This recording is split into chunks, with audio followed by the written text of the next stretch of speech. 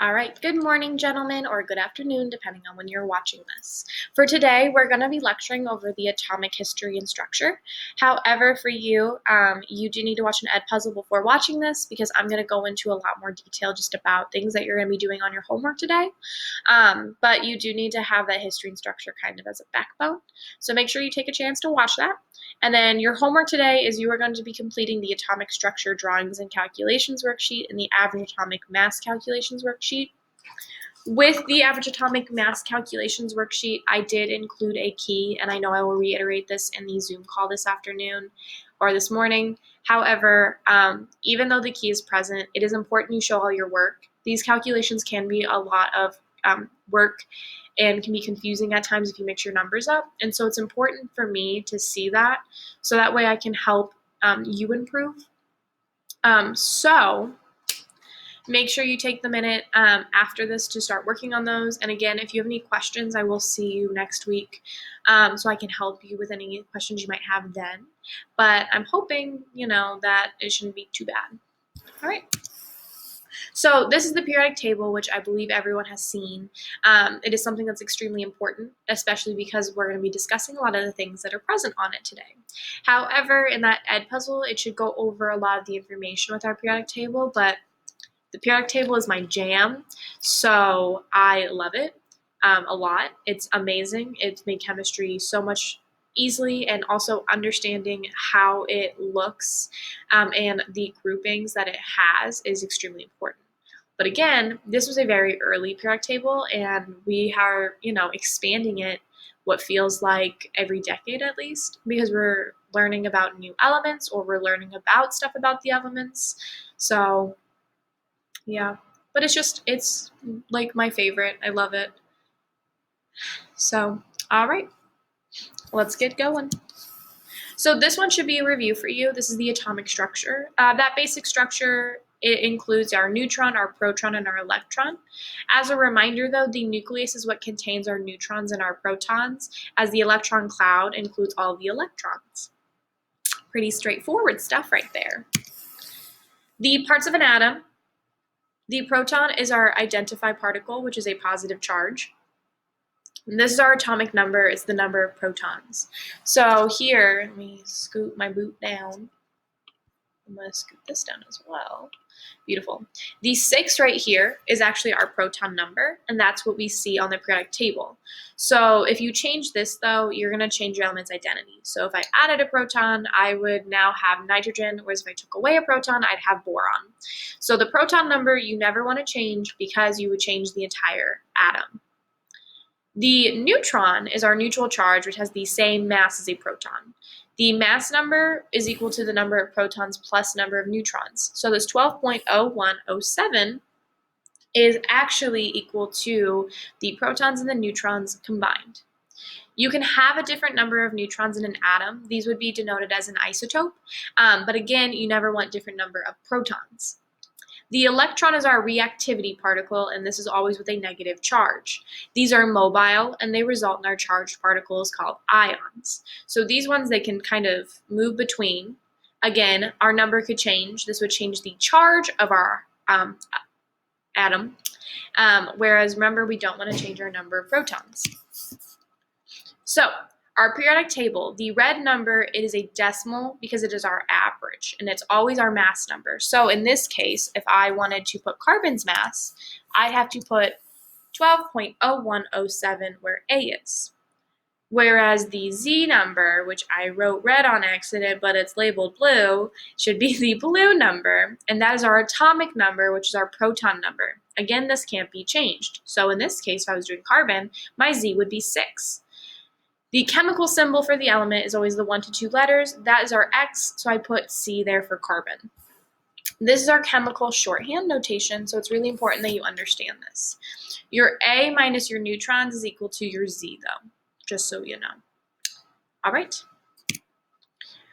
So why don't electrons count towards the mass? This is extremely important. Our protons, the mass is equal to 1 AMU. AMU is our atomic mass unit. This isn't a real mass unit that we would use, but because it's really small, we try to give it a good comparison, and trying to give you like maybe a really big number or a really small number in this case would be very confusing because you can't visualize that, whereas you can visualize 1 pretty well. So AMU, not a real mass unit, we're using it to describe the mass of our very, very small particles. Neutrons, the mass is also equal to 1 AMU. So protons, neutrons, same mass, whereas electrons are the mass of 1 divided by 1840 of a proton. So they are very small, and they really don't contribute to the mass at all. So think about it this way, this is how I remembered it. If it's in the nucleus, it's containing the mass. If it's outside the nucleus, it's not in the mass. Electrons are outside of that nucleus, they're not in the mass. Nucleus, heavy. Here's a new measurement for you. It's nano, which is 1/1,000,000th, which is 1 times 10 to the 9th. Very big number. However, it is very hard to visualize. So think about it this way. If a nanoparticle was the size of a football, so think about a football, especially a lot of you are football players in here, think about it this way. So nanoparticle, size of football, a virus, like COVID, would be as big as a person. So I'm really small, it'd be bigger than me, but a lot of you, it'd be about the same size. So think about COVID as tall and as big as you. A red blood cell, which is in our blood, would be the size of a rugby field. And a rugby field is bigger than a football field. And a donut would be as big as New Zealand, which is crazy. And a kiwi, which very small kind of animal, would be as big as the world.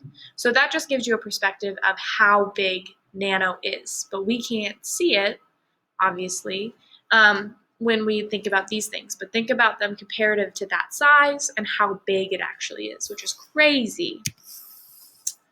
All right, isotopes. We talked about isotopes already a little bit last year. However, these are atoms of the same element, but they have different number of neutrons. So the proton number will be the same, but the number of neutrons will be different. So if you look at our picture below, I have a 12 carbon with 6 protons, just like we have. The different mass numbers would be like my 13, but I still have the same proton.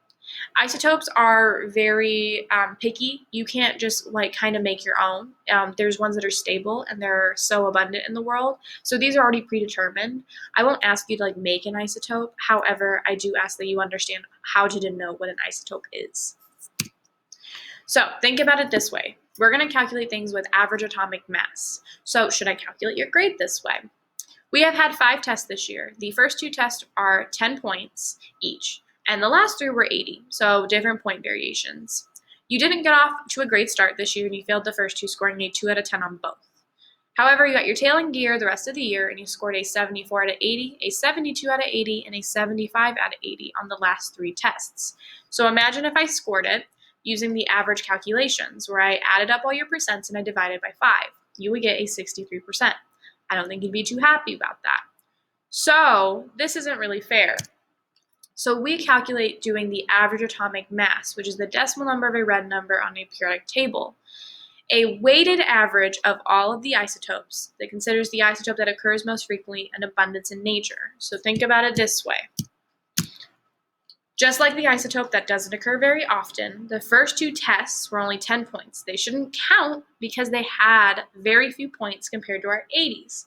So think about having a grade that's overall closer to 90 instead of 63 if I just took the average. To calculate this, you are going to convert the abundance percent to decimals, which is sliding 2 spaces to the left. It's essentially dividing by 100. Once you have that converted number out of your percent, you will multiply it by the mass, and then you will add up the results from number 2. Let's practice this together. So our first one is I want you to tell me what element is this. Our isotope mass would be 14.003 with a percent abundance of 99.63. And then I'd have a 15.00, which is an abundance of 0.37%.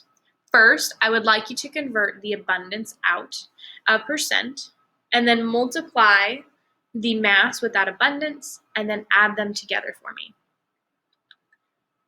If you don't know how to do that, it should look a little something like this. So practice putting this in your calculator. So you get 14.007 AMU. I would take that mass and I would look at the periodic table and I'd find where it's at. In this case, it's 14.007. So I kind of have a general idea where I can look. I divide it by 2 and I go, okay, it has to be around the 7 range. I look at nitrogen and I have that atomic mass on there. So I go, oh, this is the element.